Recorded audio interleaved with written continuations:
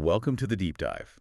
Today, we're getting into something really interesting in immune health. Yeah, it's on the docket. It's called thymosin alpha 1, THY1 for short. Ah, yes. Tato 1. That's definitely creating some buzz. Exactly. And the interesting part is it's natural, comes from our own thymus gland. Right, not some synthetic compound cooked up from scratch. Yeah.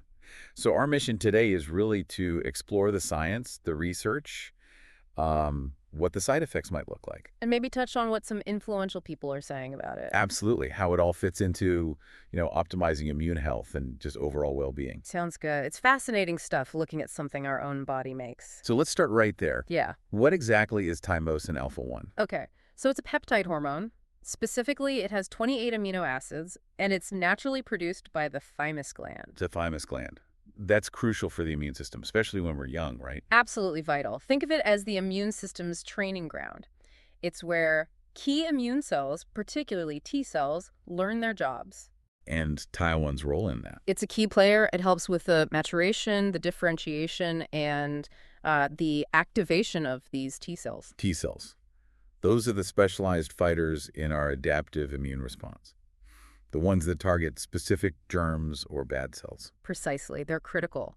So Taiwan is essentially involved in making sure those specialized units are ready and effective. So you could almost think of it as like a natural regulator for the immune system, fine-tuning things. That's a great way to put it. A natural immune system regulator helping to orchestrate the body's defenses. Okay, so let's talk about the research. What did the preclinical work show? The lab and animal studies. Well, that's where a lot of the initial excitement came from. These studies showed it can really enhance T cell function. How does it do that? It seems to increase the production of cytokines. These are signaling molecules, messengers, really, Okay. that are essential for getting T cells activated and getting them to multiply, to proliferate. Which you'd want if you're fighting an infection or maybe even cancer. Exactly, potentially boosting the immune response in those situations. But it's not just about boosting. Right. You mentioned regulation, so it can also restore balance. Yes, that's another key finding from the preclinical work. In conditions where the immune system is out of whack, maybe chronic infections, or even some autoimmune situations, THY1 showed a capacity to help bring back a more balanced immune profile. That's interesting. So it's not just stepping on the gas, it might also be applying the brakes sometimes. It appears more nuanced, yes, helping to correct imbalances rather than just being a broad stimulant. There's also evidence suggesting it might improve how well vaccines work. Oh, enhanced vaccine efficacy. How'd that work? The idea is it could potentially boost the immune system's response to the vaccine, maybe leading to stronger, longer-lasting protection. Interesting. And I think I saw something about antiviral effects too. Correct. Direct antiviral effects against certain viruses were seen in lab settings and animal models. And finally, it also showed some ability to modulate inflammation in certain contexts. Wow, so quite a range of potential actions. Enhancing T cells, restoring balance, helping vaccines, fighting viruses, maybe reducing inflammation. Yeah, quite a portfolio. And all these findings really laid the groundwork for testing its potential in humans. Okay, so let's move to that. The human clinical studies. What have they shown? Where has 10-to-1 been tested? Right, the crucial step. Well, one area has been chronic hepatitis B and C. Okay, those persistent viral liver infections. Exactly. And in some studies, using 10-to-1 as an add-on therapy seemed to improve treatment response rates. Some patients even achieved viral clearance. That's significant. It is. Suggests it could help the body fight off these tough viruses. It's also been looked at in liver cancer, hepatocellular carcinoma. Also liver-related. Yes. There, the research explored if combining 10-to-1 with other therapies could potentially improve survival or reduce the chances of the cancer coming back. Any idea why the liver seems to pop up in these applications? Well, the liver is heavily involved in immunity. It processes a lot, and it's a common site for viruses like hepatitis. So THY1's immunomodulatory effects might be particularly relevant there, but it's not just the liver. What else? Sepsis, that's a huge, life-threatening overreaction of the immune system to infection. Right, the inflammatory storm. Exactly. So early signals suggested THY1 might help modulate that overwhelming inflammation. It's also been examined in HIV infection. To help immune function alongside the main drugs. Precisely. To see if it could help improve immune function in people taking antiretroviral therapy. And then there's cancer immunotherapy. Using the immune system to fight cancer. Right. The thinking is THY1 could potentially boost the T cell response, making those immunotherapies work better. And more recently, what about COVID-19?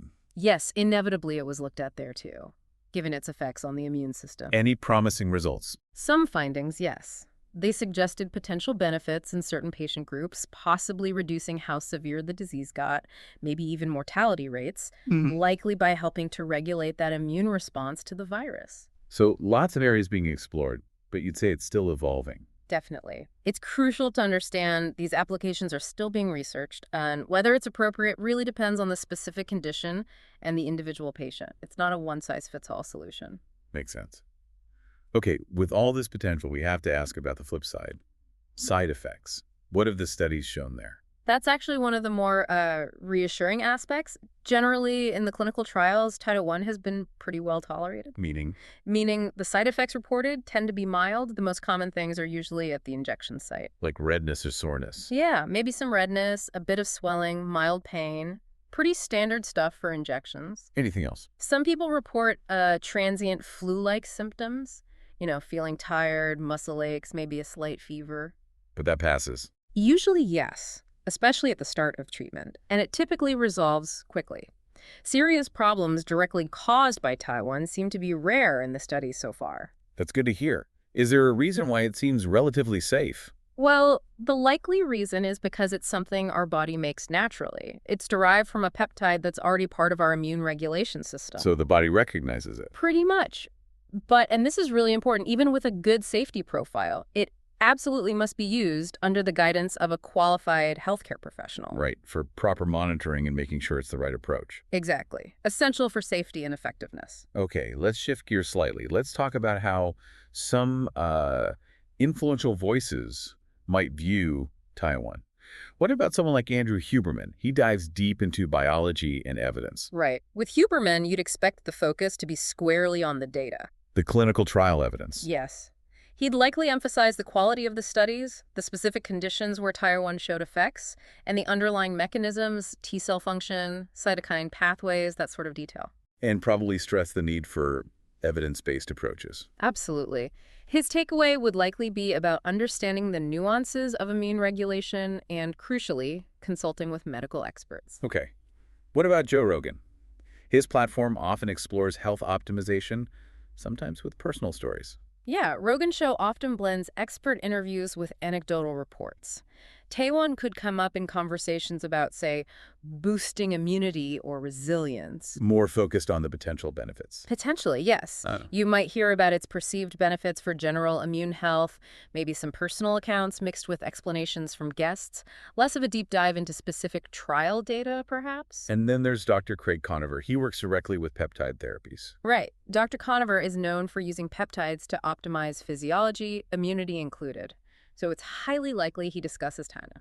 From what angle? Probably focusing on its practical applications, how it can be used strategically for things like chronic infections, maybe immune deficiencies, or as part of a larger therapy plan. And he'd likely emphasize proper use, too. Oh, definitely. Things like sourcing, correct administration, and always under medical supervision. That's typically a strong theme in his work. Okay, so pulling this all together then, thymosin alpha-1. It's a natural peptide, a key player from our own thymus gland. Exactly, with some really significant immunomodulatory properties that are showing promise in research. And its main actions seem to be enhancing T-cell function.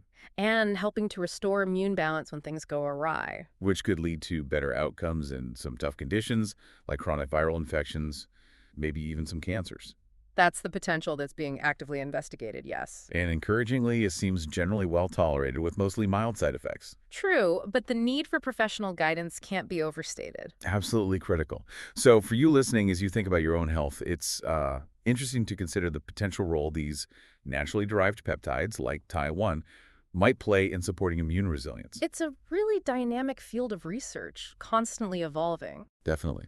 So if this deep dive sparked your interest, maybe look into it further, but more importantly, have those informed discussions with your healthcare provider about what makes sense for your individual needs. Couldn't agree more. Thanks for exploring thymosin alpha-1 with us today.